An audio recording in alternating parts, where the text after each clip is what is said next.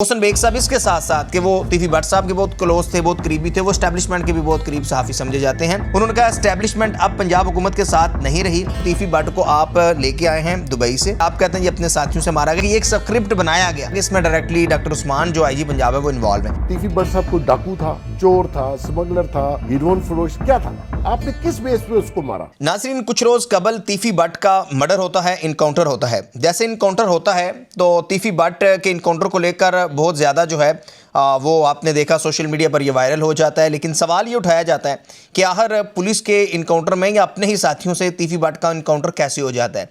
Media reports में यही report हुआ कि पुलिस को सीसीडी ने जो है वो खुद इनकाउंटर करके मारा है। और जो एक सिलसिला सीसीडी का चलता हुआ आ रहा है पंजाब भर में कि इस वक्त तकरीबन 500 से ज़ायद अफराद को सीसीडी इसी तरह इनकाउंटर करके मौत के घाट उतार चुकी है। और इसको अब तक एक्सेप्ट तो नहीं किया, लेकिन मीडिया में यही रिपोर्ट हुआ कि ये सीसीडी ने खुद जो है वो इनकाउंटर किया। अब इसके ऊपर एक बड़ी जो है वो बात की है मोहसिन बेग साहब ने, और एक बड़ी स्टेटमेंट उन्होंने दी है। मोहसिन बेग साहब के मतलब आपको बताता चलूँ तो मोहसिन बेग साहब तीफी भट्ट के बहुत क्लोज़ फ्रेंड थे, बहुत करीबी दोस्त थे। बहुत सारी सुलह करवाने में वो हमेशा उनके साथ होते थे और उन्होंने बहुत सारे वाक़यात भी सुनाए। वो वाक़यात भी उन्हीं की ज़बानी कुछ लाइनें होंगी जो आपको सुना सकें, उसको मैं एक्सप्लेन भी कर दूँगा। लेकिन मोहसिन बेग साहब इसके साथ साथ कि वो तीफी भट्ट साहब के बहुत क्लोज थे, बहुत करीबी थे, वो एस्टैब्लिशमेंट के भी बहुत करीब सहाफ़ी समझे जाते हैं। और उन्होंने एक तो नून लीग के हवाले से एक बड़ी स्टेटमेंट ये भी दे दी है कि उन्होंने कहा कि अब मैं उनकी स्टेटमेंट पढ़कर भी सुना देता हूँ। उन्होंने कहा एस्टैब्लिशमेंट अब पंजाब हुकूमत के साथ नहीं रही, हालात आने पर आप देखेंगे कि होता क्या है। अब ये बड़ी अलार्मिंग सी सूरत हाल है। वो इसलिए भी सूरत हाल अलार्मिंग है, आप जानते हैं कि बिलखसूस टीएलपी के प्रोटेस्ट को लेकर जिस तरह लोगों का वहाँ पर मारा गया लोगों को, वो ज़ाहिर है इंतज़ामिया के दरमियान और टीएलपी मुजाहिरीन के दरमियान एक बड़ी झड़प हुई। उस पर भी सवालात ये उठाए गए कि हर गोली क्यों चलाएगी। लेकिन सबसे इंपॉर्टेंट है सीसीडी के हाथों जो है वो 500 से ज़ायद अफराद का, जो कि बेग साहब ने इस पर भी बड़ा ज़ोर दिया कि यहाँ कोई जंगल है या जंगल का कानून है, यानी जंगल में भी एक कानून होता है। कुछ भी नहीं है कि आपने एक बंदे को तीफी भट्ट को आप लेके आए हैं दुबई से, और आपने कराची से जब लाहौर लेके आ रहे हैं तो रहीम यार खान में सीसीडी के साथ कोई मुकाबला होता है। आप कहते हैं ये अपने साथियों से मारा गया। ये उनके बकौल की एक स्क्रिप्ट बनाया गया। हुआ ये कि उन्होंने कहा कि इसमें डायरेक्टली डॉक्टर उस्मान जो आईजी पंजाब है वो इन्वॉल्व है। अब इन्होंने एक बड़ा एक वाक़या सुनाया, और वो वाक़या जो है वो इस बात की तरफ वाकई सोचने पर मजबूर करता है कि इसमें जो है वो किस हद तक IG Punjab doctor Usman involve है। लेकिन एक सवाल जो कि आज़ाद सैयद साहब ने ये उनसे कहा, बल्कि आज़ाद सैयद साहब ने उनसे कोशिश की कि हर सवाल किया जाए जो उससे रेलिवेंट है, और ये उन्होंने कल टॉक शॉक जो कि जियो के ऊपर आज़ाद सैयद करते हैं उसमें ये सारी तफसील से बात की। उन्होंने बताया कि जब आज़ाद भाई ने कहा कि हो सकता है कहीं ऊपर से आर्डर आया हो, तो उन्होंने कहा ऊपर से कहाँ से? ट्रंप आर्डर देगा? कौन देगा ऊपर से आर्डर? या रूस आर्डर देगा?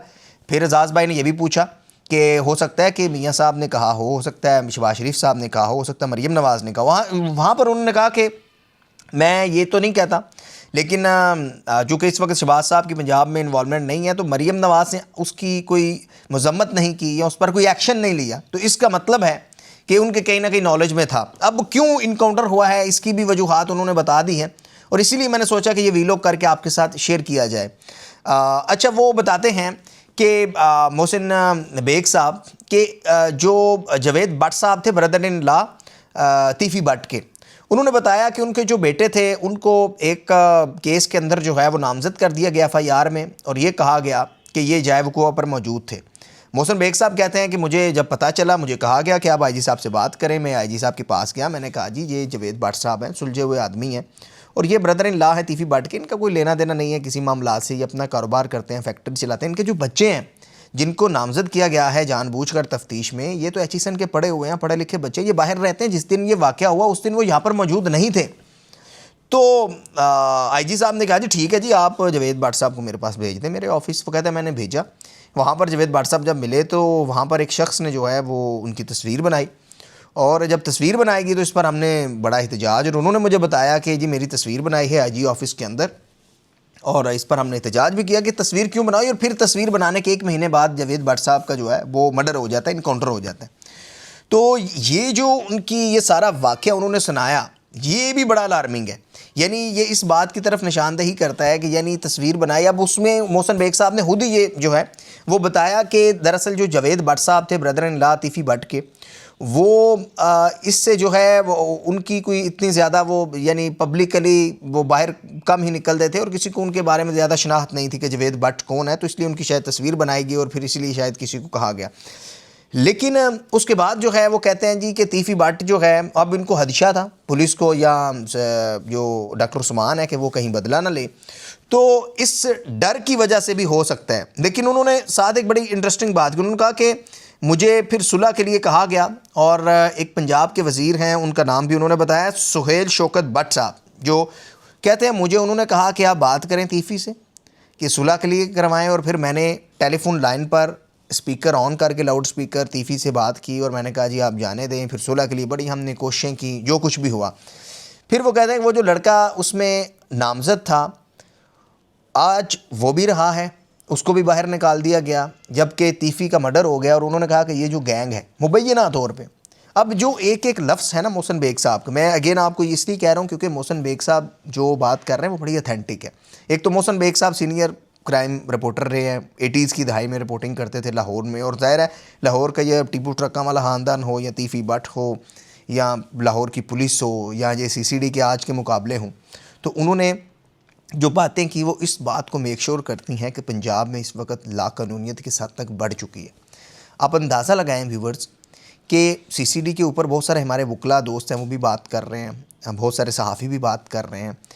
किसी जगह ऐसा हो नहीं सकता, किसी भी मुल्क में ऐसा नहीं हो सकता 500 लोगों को आप मार दें सिर्फ ये कह कर के जी ये क्रिमिनल्स हैं या कुछ भी हैं। तो भाई कोर्ट्स किस लिए हैं? यही मोहसिन बेग साहब भी कह रहे थे कोर्ट्स को बंद कर दें, लेकिन अब जो है मोहसिन बेग साहब ने कह दिया, तो अब यही लग रहा है जैसे वो बेग साहब कह रहे थे कि ये मेरी कोशिश है, मेरा एडिटर साथ साथ ये क्लिप्स जो है मोहसिन बेग साहब के जिस कदर हो सके ये चला दे, आप खुद उनकी ज़बानी सुन लें जो उन्होंने टॉक शॉक में कहे। बेग साहब ने कहा कि ये गैंग जो है यहाँ तो बाहर भाग जाएगा या फिर ये कल को जेल की सलाहों के पीछे होगा, क्योंकि ये जो सिलसिला चल पड़ा है और जो उन्होंने बड़ी स्टेटमेंट नून लीग के हवाले से दे दी है कि अब इस्टेब्लिशमेंट इनके साथ नहीं है। तो हम यही देख रहे हैं कि गुज़िश्ता जो है वो कई दिनों से जिस तरह से जो एक नून लीग इनकाउंटर लीग में शिफ्ट हो चुकी है, और शायद जो मरीम नवाज़ बार बार ये कहती हैं कि वो क्राइम देखें कैसा कम हुआ, ये क्राइम कम नहीं हुआ, ये वक्ती तौर पर आपने 500 लोगों को मारकर एक कोशिश तो की है तो डर खौफ बिठाने की, लेकिन ये कोई सोल्यूशन नहीं है क्योंकि आपका जो अपना जुडिशियल सिस्टम है यही कमज़ोर इससे पड़ रहा है।